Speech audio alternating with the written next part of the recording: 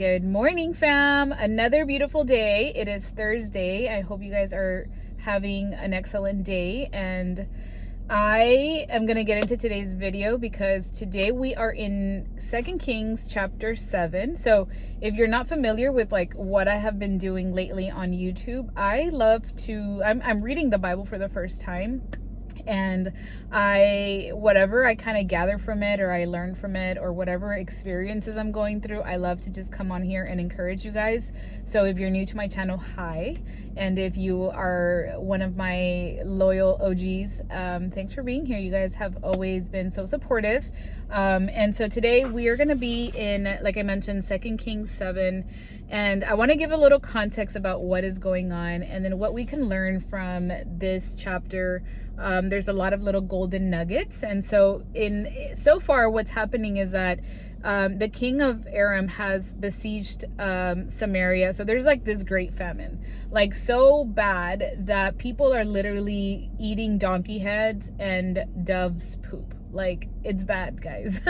And in one part, it gets so crazy that it even talks about how a woman convinces the king of Israel to she's basically like, hey, let's eat your son first and then we'll eat my son. And for whatever reason, this is how desperate they were. The king of Israel agrees and they eat his son. And then when it's time to eat the woman's son, she has hid her son to save him. And the king of Israel is like filled with grief and anger. He's like, what is going on? And so he ends up vowing to kill Elijah. So in chapter 7, this was kind of like the end of chapter 6, but in chapter 7, Elijah's there. He's like waiting, knowing that the king of Israel is coming, and he doesn't move. He doesn't even he's like, bro, I'm good. Like, I'm going to sit here and I'm going to wait on you. And so he ends up delivering this message, basically saying, hey, this time tomorrow, flour and barley are going to be cheap again. Because right now things are so expensive because there's barely any of it. But yet tomorrow, 24 hours later, at this time tomorrow, it is going to be, we're going to have so much that everything's going to be cheap again. And the king's officer, like, he kind of like mocks him, kind of like, what? Like, you're crazy, bro. Like, you think that this is gonna happen. And so he basically, in like disbelief, he's like, it could never happen, even if the Lord opened the heavens. So Elijah's like, okay, well, bet you're gonna see the miracle, but you're not even gonna get to taste it. So Elijah's already like prophesying this, right? He has given us like so many things in the past couple of chapters of just how faithful Elijah is to God, and how he is a man of God. Like, everything he says will happen, yet people are still doubting him, right? And this made me think about how sometimes God promises can sound so crazy. Like, I have thought about the thing and like the vision or the dream that God has given me, and I'm like, God, I don't know how you're gonna do it. And honestly, for so long I felt like, God, I think that actually this was even before I even felt that it was like a God dream. I thought like, hey, this is just me being crazy and delulu. Like, I must be such a dreamer that I come up with these grand things, right? And it wasn't until I got closer to God that I realized, like, the reason that this dream has been in my heart for years, like years and years and years and years, is because, and why it's so big, is because it could only come from God. Like, in my little head, there is no way that I could come up with this. Yet God's promises can sometimes sound so crazy, especially when you're in the middle of pain and suffering. Like, I can give so many examples of this, of situations where I was just in the middle of it, in the thick of it, where I'm like, God, what are you doing? What are you doing? And you start to have doubt. You start to not believe that this dream of yours, vision that God has given you, this promise that God has given you, I don't know what it is. I don't know if it's relationship related, whether he's promised you a spouse, maybe he's promised you a child, a business, a job opportunity, financial stuff. I don't know what it is for you, but there that promise has been given to you for a reason. Now, when you're in the middle of it, in the middle of the craziness of life living, it is so hard to stay true and remember that vision, because it's painful, it's frustrating, it's infuriating sometimes, right? But our doubt is what can blind us to the miracles that he has for us every day, right? Faith doesn't always make sense, but it does give us space for God to move. So we just have to continue to walk in faith in everything that we do. Hey, this is a hard season, but in faith, I'm going to continue to walk and maybe learn about this thing that I'm going to do. Maybe I'm going to practice this thing that I'm going to do, because in faith, I need to continue to take action, right?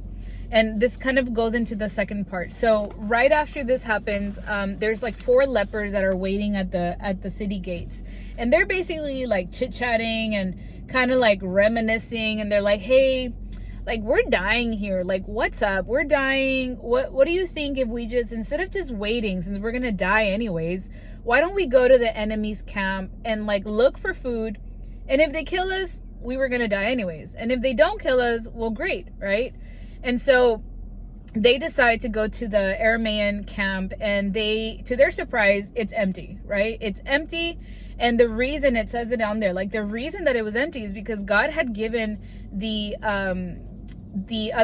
enemy, he had basically made them hear like chariots and like horses were coming. So it made them believe that a huge army was coming their way. So they ran and left everything behind. And so the lepers take advantage, right? They go and they start getting all the stuff, and they start eating and feasting, right? But they kind of stop. They're like, this doesn't feel right. Like, I don't feel like we should keep this to ourselves. Like, we should probably go and just tell everybody, because if we are benefiting from it, everybody else should benefit from it too, right? And so this kind of made me think about how these lepers, like, God blessed them because they decided to take action. They decided to, in faith, just go and do the thing, even if it sounded crazy, even if it could kill them, even if it could put them in danger. They had so much faith that God could provide, that they were like, you know what, we're just gonna go, right? We're gonna move. And not only that, but God, this is another example, because we kind of talked about it yesterday, about how God uses unexpected people. We go back to like lepers, right? In this time, the lepers were people that were outcasts. Like, they were not allowed to be part of regular society because of their illness or their disease. Yet God used them to not only bless them, but to also allow them to bless other people, right? He gave them a breakthrough. And so not only is the breakthrough something that benefits us, but it's also something that we should share. There is a lot of things that maybe your vision, the dream that God has given you, that promise, it's not just meant to bless you. It is meant to be a blessing to others. Remember that we are here to build up God's kingdom. And we can do that in so many ways. We can do that in where we're at right now, whether it's your 9 to 5, whether it's maybe you're a stay-at-home mom, maybe you're a teacher, maybe you have your own business. Like, when God blesses you, you should be able to use that and bless other people, right? And we can bless other people, not necessarily financially, but bless them by how you serve them. Bless them by how you show up with your light. And yes, it is hard, because we live in a world that pulls us into comfort, into the comfort of the world, right? It's real easy to get distracted, but God calls us to stand firm and to be a light. So don't forget that whenever God has given you breakthrough or has blessed you, that you stop yourself from just enjoying those things on your own, and remember that God has blessed you so that you can also bless other people. So now at this point, the lepers, they're letting everybody know, and basically Elijah's prophecy comes true, that the food is going to be cheap, right? There is so much food, there is so much abundance, that basically overnight, the food has now become cheap and it's everywhere. And the officer, we recall back, this officer that basically made fun of him, that Elijah's like, watch, you're gonna end up seeing the miracle, but you're not gonna be able to taste it. He ends up getting trampled on like by the city gates as people are rushing out to go into the enemy camp. And so Elijah's prophecy comes true again. Like, the officer dies and he's able to see the miracle that God has done, but he's not able to taste it, right? And so this reminds us about how God's promise always comes true. Like, it's always going to come to pass. We can be in the middle of a miracle and miss it because of our doubt and pride, which is what this officer basically experienced. He was like, he knew, I feel like these people, they knew Elijah, like they knew that he was a messenger, that he was a man of God, and he still chose to doubt him because what Elisha was saying sounded so crazy, right? And that is what faith is. Faith is like believing things, moving on things, acting on things, even if it doesn't make sense. So I feel like the main things that I gathered from this chapter is just how God can turn things around in an instant, right? So many people I hear, and I have felt it myself, is like, we feel like we're behind. We feel like, oh my gosh, everybody's doing everything that I want. I'm getting older, my age, I want to have, maybe you're wanting to have a baby and you're getting into your 40s and you're like, oh my goodness, my time has passed. Maybe you've been single for a while and you're like, I'm never going to have a husband or a wife, right? Like, God can make things happen in an instant. From one day to another, you may all of a sudden find the love of your life. You may all of a sudden become pregnant despite years of not being able to get pregnant. What God has promised you will come to life. It will come to pass. And so even when nothing feels like it's changing, He can change things in an instant. So do not give up on that promise. The second thing is that faith requires us to move and take action. So just like the lepers, like I mentioned, they were in a very sad situation. They were literally at the end of their rope as far as like hope, but they decided, you know what, we're going to take action. We're going to go ahead and move, and take some action. And God ended up blessing them. He ended up blessing them, the most unexpected people He blessed. And miracles tend to happen when we are in the move, when we are moving in faith towards those promises. And lastly is going back to these lepers, is that we should never underestimate what God can do through the most unexpected people, right? Yesterday's story, we talked about the servant girl who was like a nobody. She didn't even have a name, right, in the Bible. Yet God used her to show compassion to Naaman, and she changed his life, right? Then we talk about these lepers, these 4, unknown, unwanted, people that were shunned by society, and God still used them. So I don't know what situation you're in. Maybe something's going to come to pass soon where something very unexpected will come from the most unexpected source. People that you're like, what? I didn't even expect that.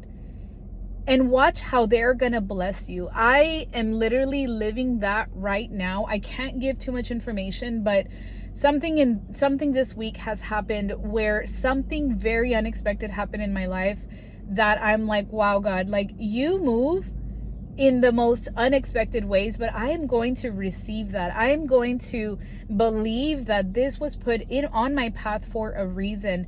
And I am believing and taking action and moving and taking steps towards that, believing that this is something that is attached to the promise that God has given me. So I don't know who this was for. I don't know if it encouraged you or not, but if it did, hit like, give me a comment, tell me how it has helped you or what you're going through in your life right now. I love hearing testimonies of things that you all are experiencing. I share a lot about my life because I mean, how else can I demonstrate that I am a Christian who is living this stuff, who is seeing the goodness of God, who is also sometimes in hard situations and tough situations where I'm like, God, what are you doing? But he moves. So I pray that this encouraged you. I'll see you guys tomorrow. Bye.